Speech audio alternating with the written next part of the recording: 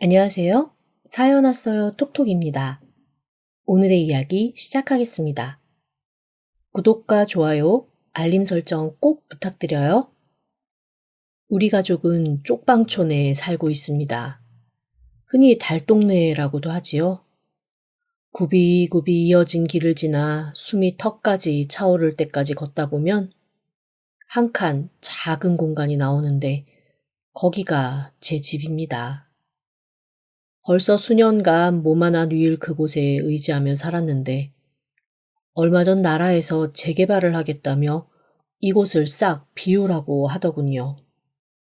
하루 벌어 하루 먹는 것도 아니고 하루 벌어 이틀 버텨야 하는 신세에 대체 어디로 가서 몸 누일 곳을 찾아야 하나 하고 있는데 정말 운이 좋게도 우리 가족을 비롯해 주변의 몇몇 사람들은 아랫동네 주민이 마련해준 비어있는 원룸에 잠시 들어갈 수 있게 되었습니다.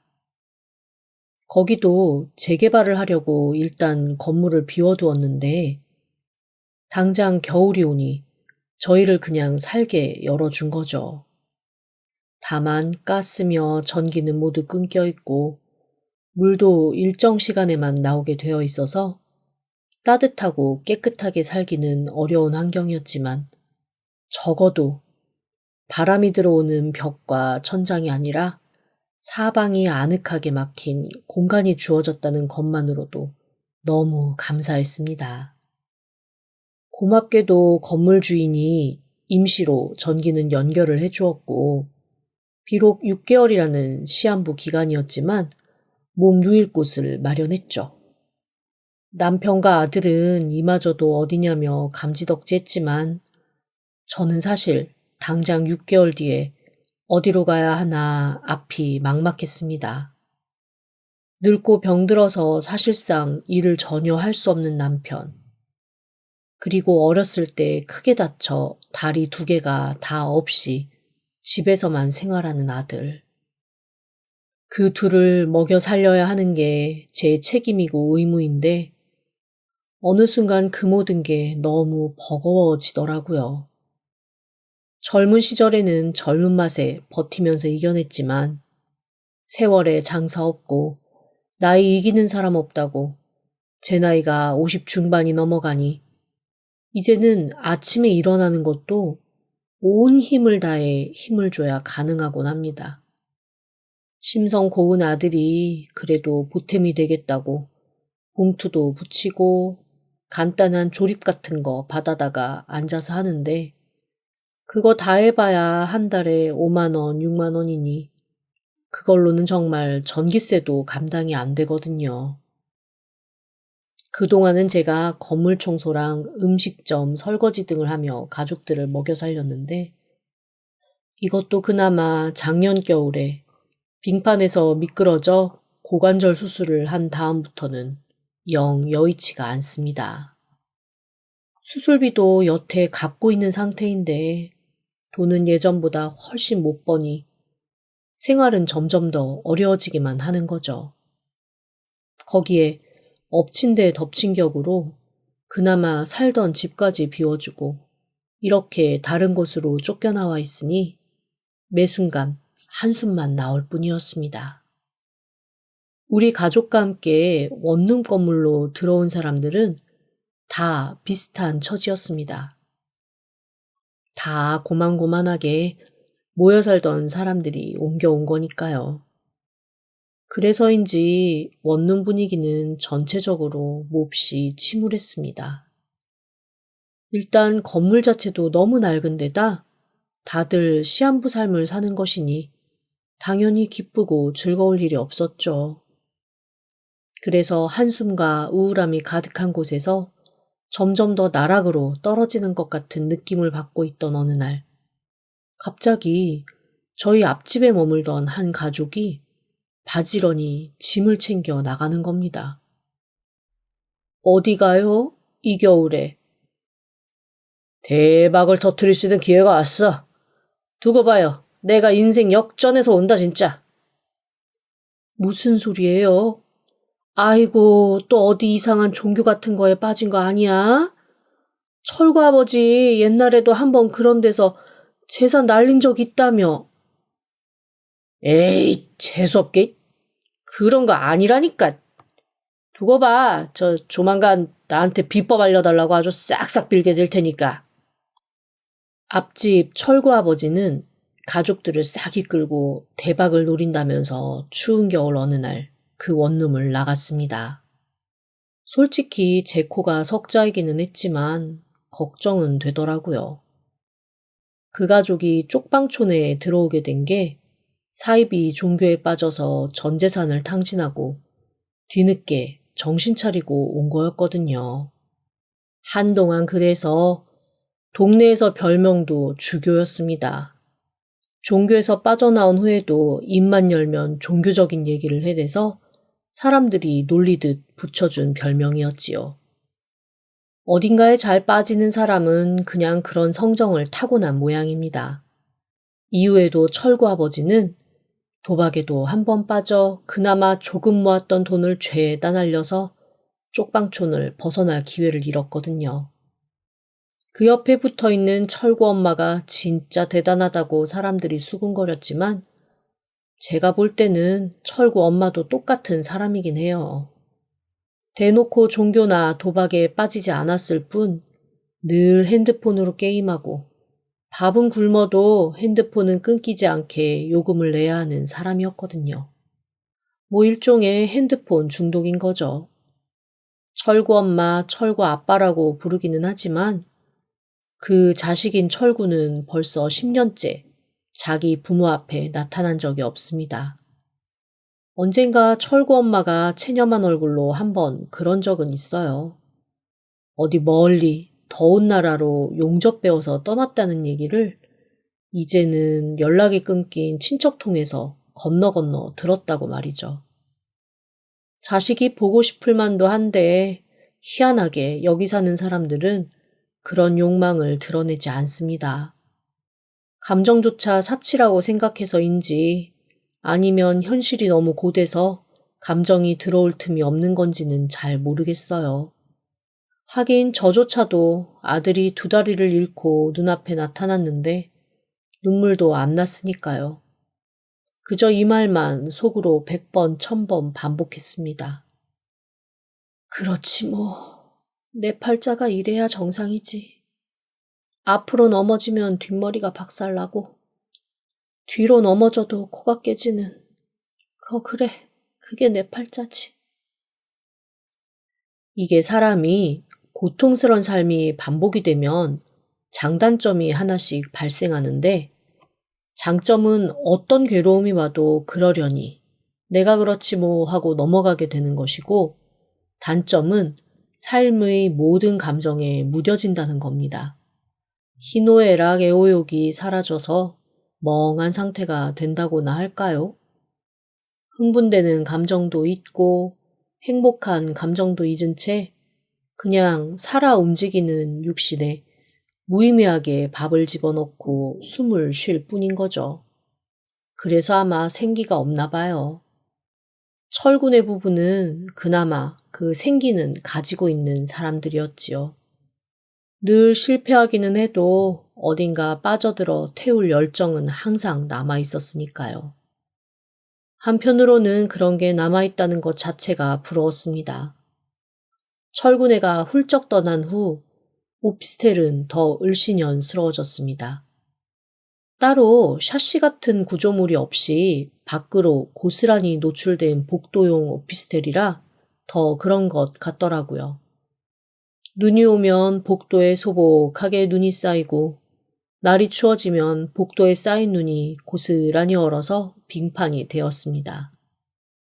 그래도 전기가 들어오고 꽁꽁 얼지 않은 물이 나오는 것만으로도 충분히, 아주 충분히 저는 감사하고 만족했습니다. 일단 아픈 남편을 얻고 수백 미터 떨어진 공용 화장실을 왔다 갔다 하지 않는 것 자체가 살 것 같았습니다. 1달, 2달 지나면서 그 편리함에 익숙해질 때쯤 이곳에 처음 들어올 때 했어야 할 질문 하나가 제 마음에 떠올랐습니다. 대체 이 건물 주인은 왜 저희를 이곳에 머물게 해준 건지, 아무런 대가도 없이 이 공간을 빌려준 것인지 말이지요. 영문을 모르는 건 같이 들어와 살고 있는 주민들도 마찬가지였습니다. 사실 저처럼 궁금해하는 사람도 없긴 했어요. 다들 살라니까 사는 거지 뭐 라면서 의아해하는 것도 없었는데 딱 한 사람이 이상한 소리를 하더라고요. 이웃들이 한두 명씩 사라진다는 겁니다. 그것도 철군애처럼 몹시 흥분해서 신난 상태로 훌쩍 떠난다는 거죠. 그래서 알아보니 오피스텔에 처음 들어온 가구가 30가구였는데 그중 10가구가 철군애처럼 떠났더라고요.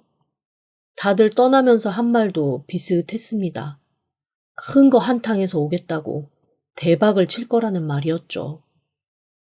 뭔가 좀 이상했지만 다들 의아함만 가지고 있을 뿐 영문을 모르겠어서 갸우뚱하기만 하던 어느 날 철군애가 돌아왔습니다.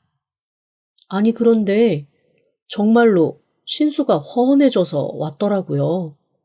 일단 입은 옷이 모두 고급스러워 보였고 처음에 들고 나갔던 낡아서 꼬맨 천가방이 아니라 아주 비싸 보이는 트렁크를 끌고 온 겁니다.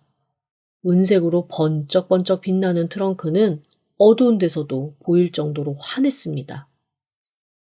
어머, 정말 엄청 뭐가 잘 되었나 봐.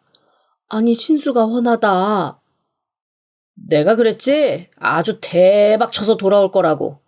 아, 내가 또 우리 아주머니가 나 많이 아끼고 위해줬던 거 내가 또 그 은혜 안 잊지. 자, 여기! 잔뜩 뻐기면서 철구 아빠가 주머니에서 꺼낸 건 5만 원짜리 다발이었습니다. 그 큰 돈을 아무렇지도 않게 제 앞에 턱 놔주면서 갖다 쓰라고 하더라고요. 너무 놀래서 제가 이 돈이 무슨 돈이냐, 난 이걸 받을 수 없다라고 했더니 철구 아빠가 저를 너무 한심하게 보면서 그러는 겁니다. 이래서 돈도 써본 놈이 쓴다고. 이런 돈다발을 손에 쥐어 봤어야 알지. 어이구. 지금이라도 이웃 잘 만난 덕에 쥐어본다 생각하고 가져가라니까 진짜. 이런 거에 익숙해져야 얘네도 이 사람이 우리가 어떤 느낌인지 아는구나 하고 자꾸 찾아와. 돈이 찾아오게 해야지.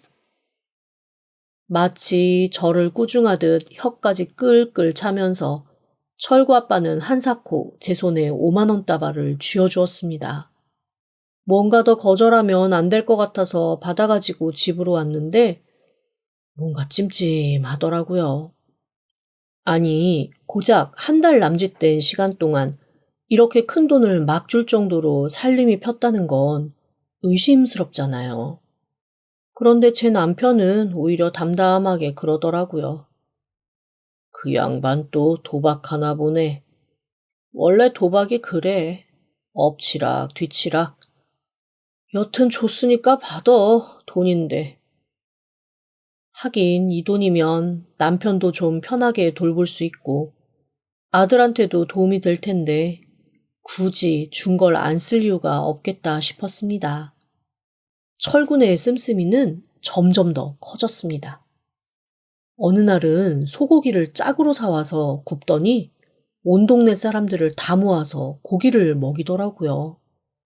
그러면서 이 중에서 이렇게 제대로 된 한우 먹어본 사람이냐 있겠냐며 거들먹거리는데 그 모습을 보고 빈정이 상한 사람도 있고 그냥 고기 앞이니 군소리 없이 젓가락을 놀리는 사람도 있었습니다. 저는 어쩐지 그 자리가 불편해서 몸 성취하는 남편과 아들 챙긴다는 핑계로 구워진 고기 한 접시만 들고 얼른 집으로 돌아왔죠. 철구 아빠의 허세와 철구 엄마의 쇼핑은 점점 더 점입가경이었습니다.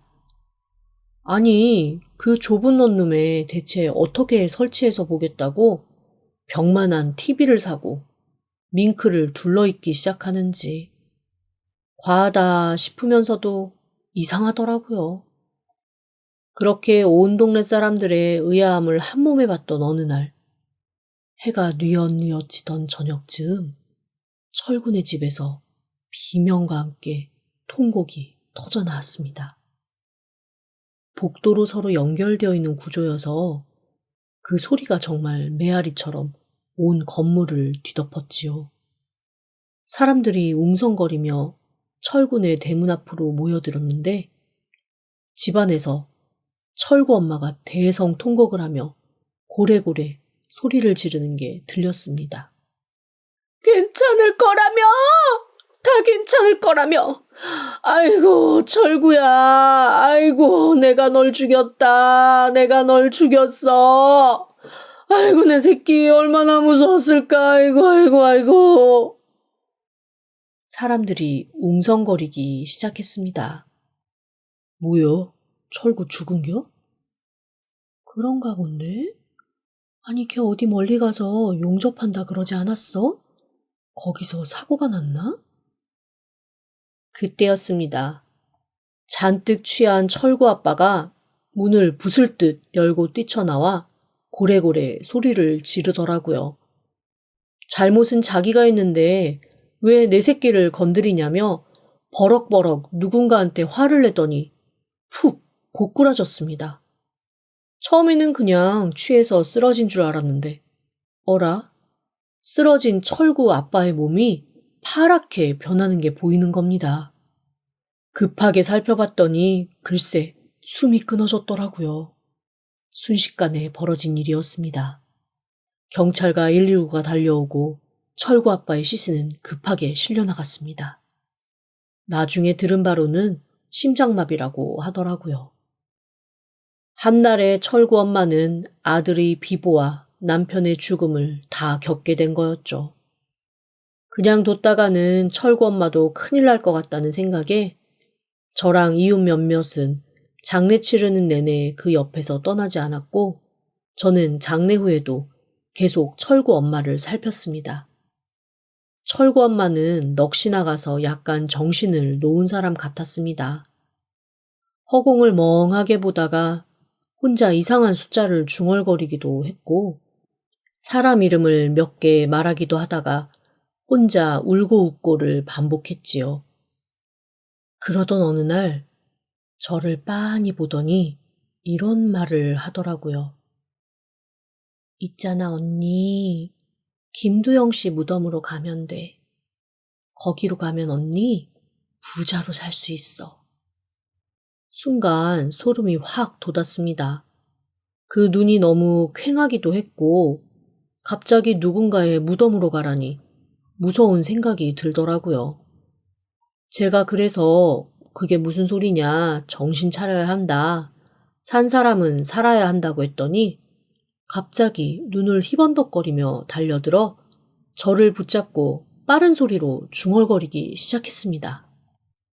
김두영, 최창식, 박주원, 이여웅, 김팽기, 이 사람들 무덤으로 가라고. 너무 무서워서 저를 잡은 철구 엄마의 손을 뿌리치고 말았습니다. 철구 엄마, 왜 이래, 어? 언니, 나 미친 거 아니라고. 이거 기억해야 언니가 부자로 살 수 있어. 그러니까 꼭 기억해, 어? 그리고 그날 이후 철구 엄마는 자취를 감췄습니다. 저는 너무 무섭기도 하고 기분이 좋지도 않아서 철구 엄마가 마지막에 한 말은 아무에게도 하지 않고 잠자코 있었습니다. 그런데 철구 엄마가 사라진 후 며칠 지나지 않아 우락부락하고 무서운 사람들이 오피스텔 건물로 들어와서 여기저기 뒤지기 시작하더라고요. 집을 비우고 사라졌던 사람들 집부터 뒤지기 시작해서 집집마다 문을 두들기고 이상한 걸 물어보기 시작했습니다. 혹시 무덤 이름 들은 거 있냐는 거였습니다. 처음에는 사람들이 다 미친 사람들을 취급을 했는데 저는 혼자 가슴이 철렁했습니다. 철구 엄마가 마지막에 사람 이름을 말하면서 그 사람들 무덤에 가야 한다고 했던 것이 기억났거든요. 하지만 끝까지 모른 척하고 들은 적 없다고 잡아댔습니다. 우락부락한 사내들은 저를 위아래로 한번 훑어보고 집안에 누워있는 남편과 다리 없이 멍하게 앉아있는 아들을 한번 보더니 고개를 젓고 밖으로 나가더라고요. 그로부터 며칠 후였습니다. 오피스텔에 또 이상한 사람들이 찾아왔습니다. 한 사람은 눈빛이 형형하니 무서운 남자였고 나이 든 노인부부 하나와 젊고 건장한 남자 하나였습니다. 또 무슨 일인가 싶어 고개를 기웃거리는 사람들 사이로 글쎄 포크레인이 한 대 나타나는 게 아니겠어요? 다들 놀라서 웅성거리는데 더 놀랄 일은 그 다음에 일어났습니다. 포크레인이 글쎄 삽에 담긴 흙을 철군의 집 창문을 깨고 냅다 들이붓는 겁니다. 금세 빈집 한가득 흙무덤이 생겼습니다. 그걸 보고 있던 눈빛 형형한 남자가 중얼거리더라고요. 제 갈 길 찾아갔으니 조상님들도 평안하실 겁니다. 그러자 노인 부부가 몹시 화난 얼굴로 침을 퇴 뱉으며 대답했습니다. 망할 것들. 아무리 돈이 중해도 그렇지 귀하게 조상 모신 묘를 파네? 아주 급살 맞을 것들. 이 집 아들 죽었다면서요. 남편도 잘못되고. 뭐다 자기 업보대로 가는 거겠죠. 그리고 그 셋은 돌아 나가려다 저를 보고 또 위아래로 훑더라고요. 이웃이신가? 네, 그런데 저 흙은 왜... 남의 조상 묘를 파헤쳐놨으니 도둑놈들이 손댄 더러운 흙은 갖다 놔야 업보가 사라지거든. 혹시 도망간 여자한테 뭐 들은 거 없고? 순간 다시 한번 철구 엄마가 외쳤던 사람들 이름이 생각났지만 어쩐지 입이 떨어지지 않았습니다. 그런데 그 무서운 얼굴의 남자가 저를 가만히 보더니 그러더라고요. 나 이상한 사람 아니고 강력반 형사입니다. 깜짝 놀랐습니다. 그 남자는 금세 눈빛이 바뀌더니 밖에 노인 부부를 그대로 두고 저를 집 안으로 끌고 들어가 문을 잠가버리더라고요. 지금 수사 중이라 제가 무속인인 것처럼 피해자들과 함께 다니면서 탐문수사하는 거예요. 여기 명함. 남자가 준 명함에는 정말 형사 직함이 찍혀 있었습니다. 그 사람은 자기가 정말 형사라는 걸 증명하려는 듯 경찰복을 입고 찍은 사진도 보여주고 자기가 신문에 나왔던 기사도 보여주더라고요. 그제야 그 사람이 진짜 형사라는 걸 믿을 수 있었습니다. 지난번에 저희 팀 왔을 때 뭔가 아는 것 같은데 말 안 하는 이웃 아주머니가 있다고 들었거든요. 맞으시죠? 아, 그러면 그 깡패 같던 사람들이... 겉보기에는 그래 보여도 다들 착합니다. 형사들이에요. 정말로 뭐 들으신 거 없습니까? 저는 망설이다가 조심스레 사실을 털어놓았습니다. 사실은 철구 엄마가 사라지기 전에 몇 명 사람 이름을 말하고 그 사람들 무덤에 가야 한다고 하긴 했어요. 형사의 눈이 번쩍 가더라고요. 그러면서 그 이름을 기억할 수 있겠냐고 하는 겁니다. 그래서 천천히 이름을 말해줬습니다.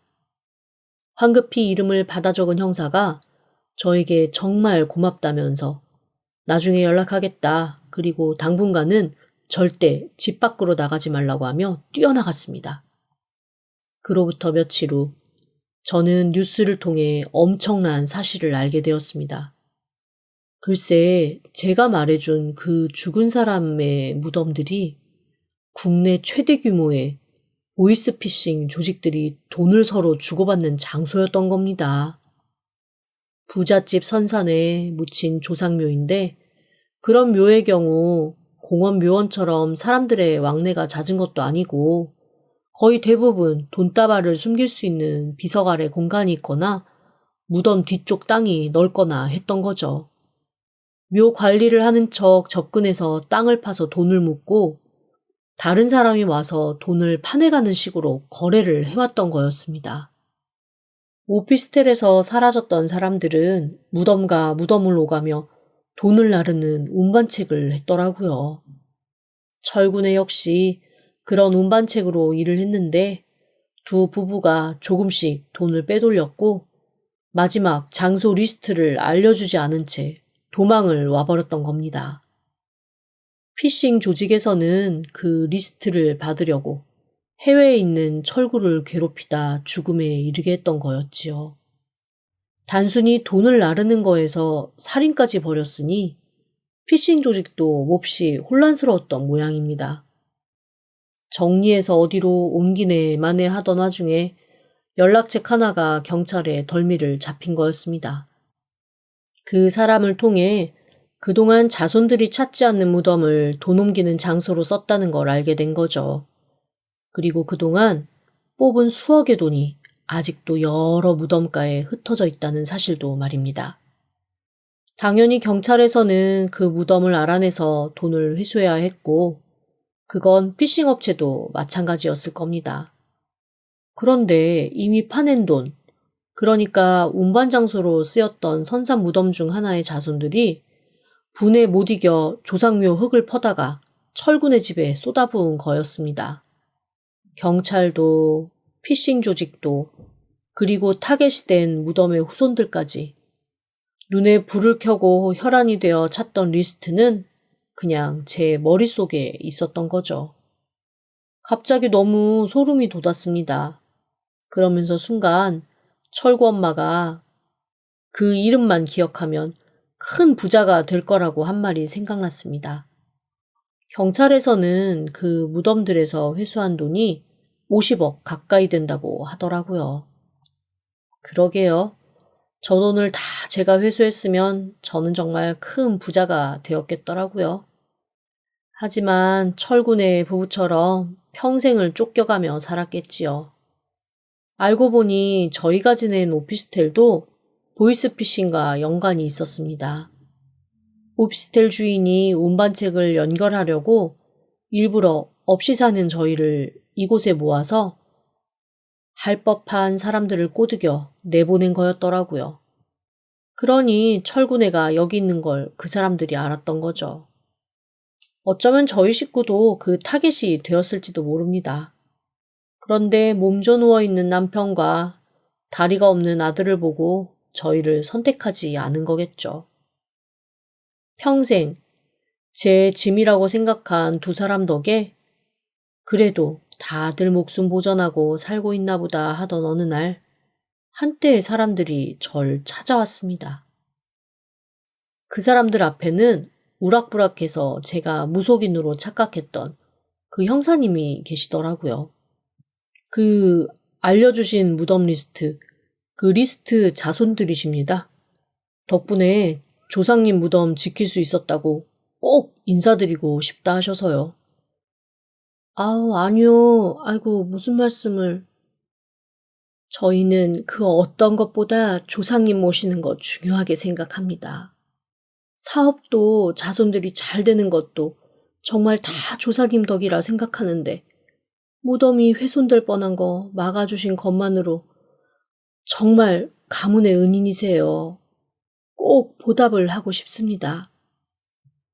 한 여자분이 그렇게 말씀하시자 다들 고개를 끄덕이며 동의하시더라고요. 그 다음에는 정말 꿈 같은 일이 일어났습니다. 그중 한 분이 갖고 계시는 건물, 그곳에 청소를 도맡아 할 수 있는 일자리를 제안받았고 더 좋은 건 그 건물에 딸려있는 관리인 하우스에서 살 수 있게 된 거였죠.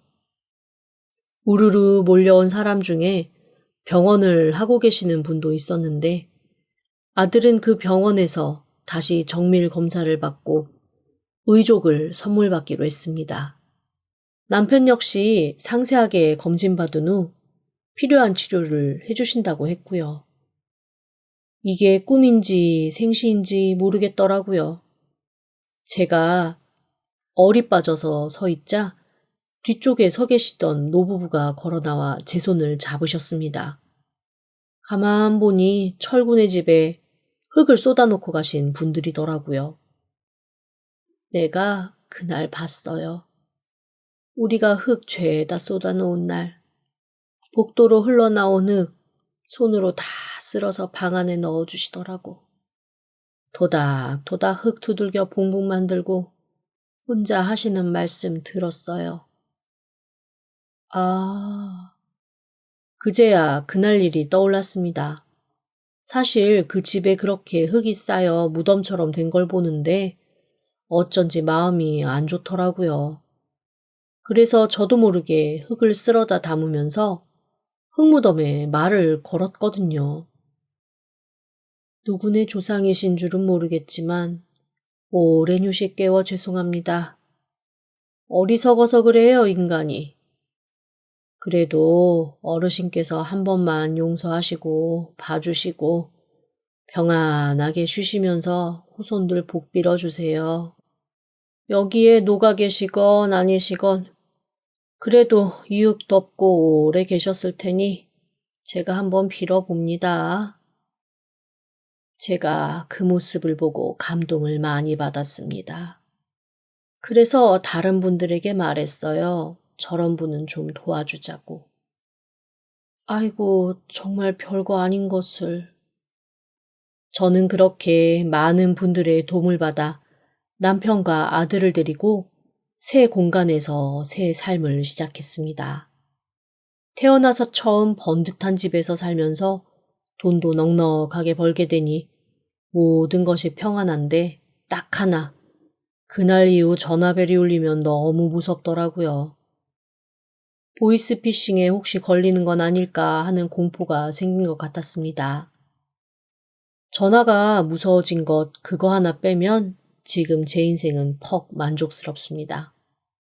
다만 가끔 철구 엄마가 어디서 어떻게 지낼지 혹 잘못된 것은 아닐지 걱정은 됩니다.